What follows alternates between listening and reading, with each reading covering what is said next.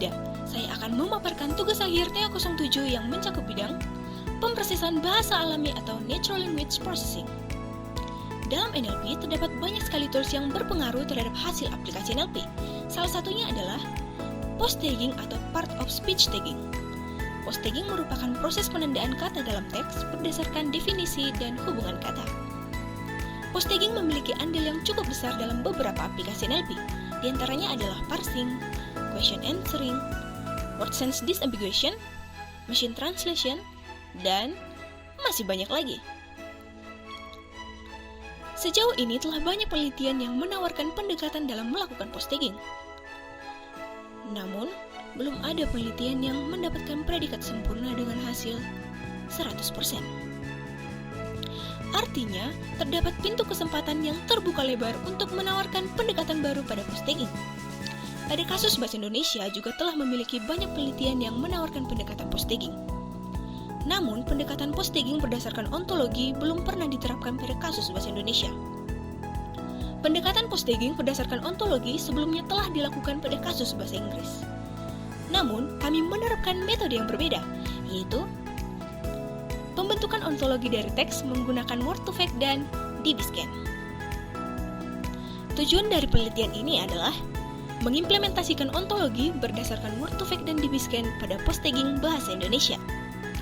Metode penelitiannya adalah: pertama, data scraping dari website berita Indonesia, kompas.com dan detik.com. Sumber ini dipilih karena memuat teks yang dominan dalam bentuk baku dan portal berita ini dibuka untuk publik, sehingga kami tak perlu meminta izin untuk mengambil teksnya. Kedua, teks preprocessing yang bertujuan untuk mendapatkan kata dari teks dalam bentuk alfabet. Tahapan teks preprocessing yang dibutuhkan ada 4, yaitu punctuation removal, numbers removal, case folding, dan tokenization. Ketiga, token-token dari tahap text preprocessing melewati tahap word embeddings menggunakan word2vec.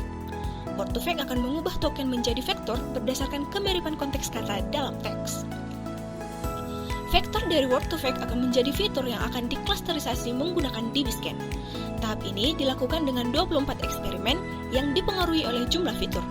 Setiap klaster yang dihasilkan dalam tahap ini disimpan ke dalam list. Setiap list yang dihasilkan dari tahap klasterisasi akan dianalisis berdasarkan dominansi kelas kata di dalam list. Kemudian, nilai dari masing-masing list akan di-store ke dalam kelas tag pada ontologi seperti gambar berikut. Setelah ontologi terbentuk, post-tagging berdasarkan ontologi telah dapat dilakukan. Post-tagging dilakukan dengan melakukan pemeriksaan terhadap setiap kata yang ditinjau. Apabila kata terdapat dalam ontologi, maka parent kelasnya akan dikembalikan sebagai tag. Jika tidak, X akan ditetapkan sebagai tag dari kata tersebut. Setelah post-tagging berhasil dilakukan, maka evaluasi pun dapat dilakukan. Evaluasi terdiri dari 3 fase. Fase 1 yaitu evaluasi terhadap 5 artikel berita, fase 2 evaluasi terhadap 10 artikel berita, dan fase 3 evaluasi terhadap 15 artikel. Dari hasil evaluasi yang didapatkan, nilai akurasi tertinggi sebesar 0,62 pada fase 2, nilai presisi tertinggi sebesar 0,79 pada fase 3, nilai recall tertinggi sebesar 0,62 pada fase 2, dan nilai F1 tertinggi sebesar 0,67 pada fase 3. Kesimpulan yang bisa kita dapatkan adalah implementasi ontologi berdasarkan word2vec dan dbScan untuk post-tagging dilakukan dengan tahapan data scraping, text preprocessing, word2vec, dbScan, pembangunan ontologi, post-tagging dengan ontologi, dan evaluasi. Sekian pemaparan saya, terima kasih dan sampai jumpa lagi!